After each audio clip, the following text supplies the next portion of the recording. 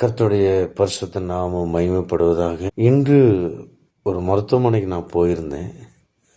அப்போது ஒரு சகோதரி என்னை பார்த்து, பாஸ்டர், நான் என்ன பாவம் பண்ணேன் பாஸ்டர்? ஏன் எனக்கு சோதனை மேல் சோதனை? ஏன் எனக்கு சோதனை மேல் சோதனை தேவன் அனுமதி?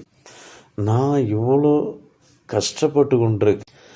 அதுக்கு மேலே ஊழியக்காரங்க என்ன பண்ணுறான்? நீ பைபிள் வாசி, நீ சரியாக ஜெபிக்கலை, அதனால தான் பிரச்சனை மாற மாட்டேங்குது, அதனால தான் கஷ்டம் தீர மாட்டேங்குது என்று என்னை சொல்லி சொல்லி வேதனைப்படுத்துகிறேன்.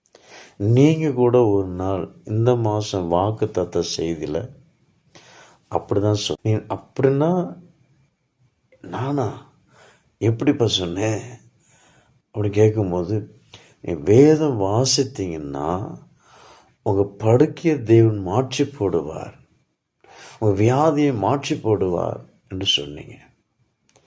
நான் எத்தனை முறை பைபிள் படிச்சிருக்கேன் பாஸ்டர், என் பிரச்சனை தீரலையே, அதுக்கு ஒரு முடிவு இல்லையே.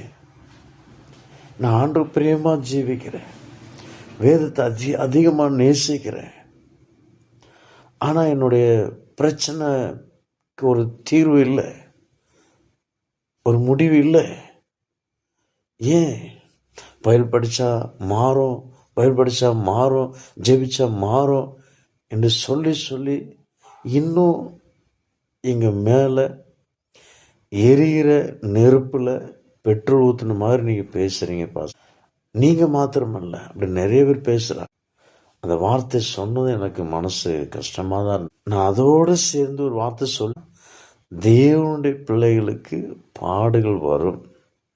அவன் ஜோமன்னாலும் வேதம் வாசித்தாலும் கொஞ்ச நாள் அந்த பாடுகள் இருக்கும், கஷ்டங்கள் இருக்கும், வேதனைகள் இருக்கும், வியாதிகள் இருக்கும், போராட்டங்கள் இருக்கும், நெருக்கங்கள் இருக்கும். ஆனால் தேவன் அவைகள் எல்லாவற்றினின்று தப்பித்து கொள்வதற்கு வழியும் திறப்பார் என்று நான் சொல்லியிருக்கணும். சங்கீதம் 34 கடைசிக்கு முந்தின வசனம் போட்டிருக்கோம்.